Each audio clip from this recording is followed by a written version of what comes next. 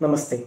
Myself Dr. Shyam, Assistant Professor, Department of Shalakya Tantra, Shantigiri Ayurveda Medical College, Palakkad. In this platform, I am very glad to deliver a small note speech on topic regarding clinical interpretation of Samanya Netra Roga Nidana, that is common causative factors for eye diseases, which is told in Ayurveda.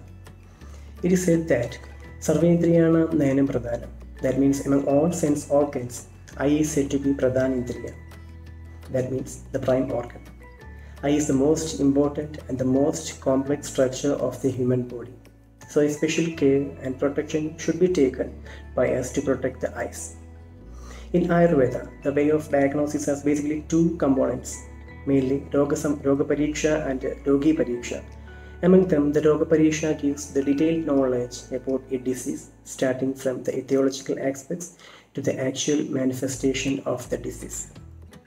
The five basic elements of Roga Pariksha are Nidana, Purarupa, Rupa, Samprapti and Upashaya, which are collectively known as Nidana Panchakas. The foremost, Nidana, that's the element among them, not only gives the knowledge of causative factors, but also helps in treatment by avoiding them. We know stopping the causative factor itself is a treatment. This assessment was made to invest knowledge of Ayurveda for fitting the growing demand of mankind in this situation and beyond the COVID effect. There are specific group of Nidanas which are responsible for imbalance of doshas in the eyes, like the vitiation of doshas which are specific to a particular organ. The Nidanas, as explained in Ayurveda, can be further classified into Aharaja, Viharaja, Rituparyaya, Manasika, Akantuja, Veshaja, Nidanarthakara and Sakramika. Coming to the topic, briefing some Nidanas of eye diseases, which is told in Ayurveda. First, we will discuss with the Nidana, which is Ushnabhitaptasya Jalapraveshat. What Ayurveda says, immersing in cold water immediately after getting exposed to heat, like bathing in hot water and immediately drinking cold water. Nowadays, it is a very common practice that we enter into AC rooms soon after exposure to heat or sun. So what happens when all this occurs? So sudden change in temperature will lead some weakness in the bondage in eye muscles and the tissue integrity will be spoiled.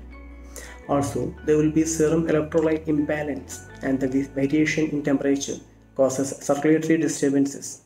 As we know, there is a balance between hot and cold is maintained by the eyes. So some of the probable diseases which may occur due to these Nidana or causative factors are various types of conjunctivitis or abhishanda, that is what called in Ayurveda, ultraviolet keratitis or photokeratitis, also called as Wilde's flash disease. Next cause told in Ayurveda is Durikshanat, Sukshma Nirikshanat, looking at very distant object regularly for a longer time and staring at very close objects for a longer time. That strains our ciliary muscles, leading to distortion in accommodative capacity of the lens. We know the range of vision of normal eye is from 60 meters to about 25 centimeters, and anything beyond this limit always gives strain to ciliary muscles. Hypermetropia, presbyopia are some probable eye problems which may occur due to these causative factors. Other Nidana is Swapna Viparya and Ratri Jagarana, which means abnormal sleeping habits and also keeping awake at night, which is very relevant nowadays, especially in these lockdown days, that our complete routine and habit of sleeping gets altered.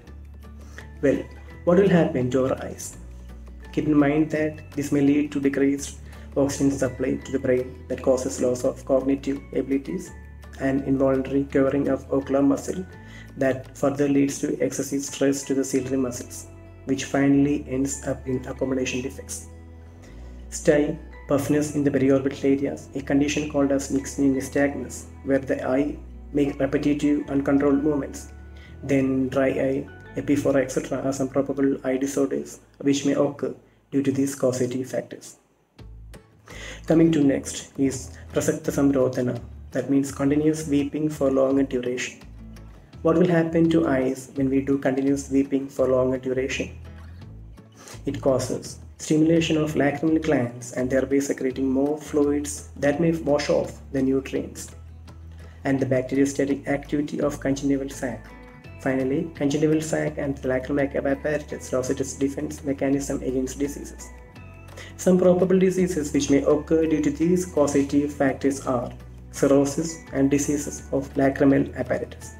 Next is Shoga, Klesha and Kopa. Shoga in Ayurveda means grief and the Klesha is stress that leads to imbalance of Sharirika and Manasika doshas. Many studies have reported that frequent changes in the endocrine, immune, autonomic, nervous and cardiovascular system towards the biology of grief. All of these are fundamentally influenced by brain functions and neurotransmitters and further have impact on eyes. And when one gets anger, our body gets a rush of adrenaline resulting in dilated pupil. As a result, the pupils will be dilated, causes perception of more light. When pupils are dilated, blurriness can be noticed as a reaction to the over-perception of the light. A condition called a subconjunctival hemorrhage may occur due to this nidana. Next is abhighata, means trauma that may be minor or major. So minor injuries like abrasions, contusion injuries, lacerations to severe injuries like penetrating and perforating injuries, if proper care is not taken, can surely lead to blindness. Not only the eye injury affects eye, but also injury to other body structures like fracture to skull base may result in retinal bleeding. Also, cranium injuries leads to retina and vitreous imbalance. Next, adhimaithuna, which means excessive indulgence in sex.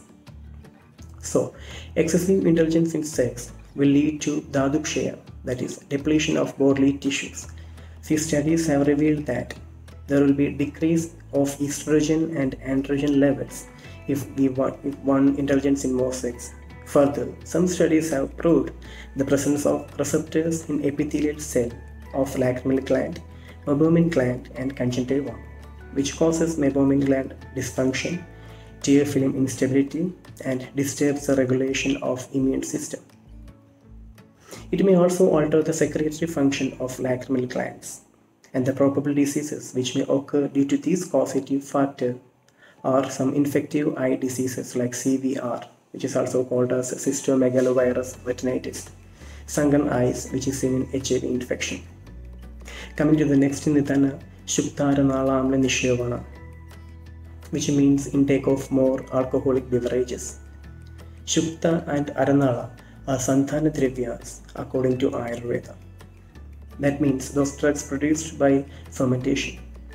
And those have properties just opposite to ojas, that is the immunity. So if you are taking more quantity of those fermented drink items, it increases the amount of methyl alcohol in the body. As you know, methyl alcohol metabolizes very slowly and oxidized into formic acid and formaldehyde in tissues, causing degeneration of ganglion cells, which is a main factor to cause toxic amblyopia. They also contain histamines which may act as vasodilator, leading to some allergic manifestations in the eye. So be aware of taking such food items. Coming to another nidana, Kulatta Marsha Nishevana, that means excessive use of horse gram and black gram. As you know, pentosan polysulfate is an anticoagulant. The same which is present in Kulatta can lead to some inflammatory changes that may affect the soft tissues of the eye. Coming to another nidana, that is Vega Vinigraha, means suppression of natural urges. Suppression of natural human urges like yawning, tear, hiccup, rhinitis and hunger, all these leads to various eye diseases. Suppression of these urges causes strain to eyes, leading to weakness of tissues. In present era, we are in online classroom, many meetings are going on continuously. There is a need of suppression of our urges in many situations. Be concerned about our health and be cautious. Next is Adhisweta, that means excessive sedation to eyes. In Ayurveda, only mild fermentation is advised in eyes. In diseases like Timra, or generally we call it as cataract in Ayurveda, Svedana is contraindicated because the vasculature will be altered, leading to a degree of dilation of vessels that further leads to Pitta Prakopa Netra Rogas. Dhuma Nishevana, that is excessive exposure to smoke and other pollutants. In present era, our youngsters are addicted to smoking and also the carbon dioxide which are emitting from the vehicles, factories, etc. can be categorized in this nidana. Some of the probable eye disorders that may be happening due to these factors are early manifestation of cataract, macular degeneration, a condition called as uveitis, generally describing a group of inflammatory diseases that produces swelling and destroy the eye tissues. The other nidana told by Ayurveda is Charadat Vigadat, means suppressing the urge of vomiting. That means that generally causes strain to eyes. Next is Vamanadi Yoga, means excessive Vamana therapy. Vamana is one among the Panchakarma, and Adiyoga or excess usage of Vamana may cause Akshaya Vyavritti, that means protrusion of the eyeball. Please note that upward pressure exerted during Vamana causes the fragile vessels of the eyes to rupture and bleed. Next is Bashpagrahat, suppressing tears during grief. Vitiated Vayu or Vada dosha obstruct the equilibrium of doshas to produce disease in lacrimal apparatus, which may lead to condition called as epiphora. Also, altered function of lacrimal apparatus. As a conclusion, everyone must be aware of protection of the eyes because Ayurveda says the day and night are similar for a blind person and all the wealth in the world seems to be of no use. Hence, to lead a wonderful and a successful life, one should always try to protect the eyes. Understanding the causes helps to assess the dosha initiation, helps to decide the prognosis of the illness, analyze the samprapti, and proper planning of treatment. If the nidhanas are not addressed and is avoided, the best treatment modalities adopted to manage the condition will not be beneficial, and thus our acharyas have clearly stated Samkshepatah Kriya Yogi Nidhanam Parivarjanam. Our prime objective must include elaborating vast and comprehensive integrated eye care units in Ayurveda that respond to the major causes of visual impairments and creating awareness to the public for proper eye care by which the prevalence of visual impairments can be reduced to a huge extent.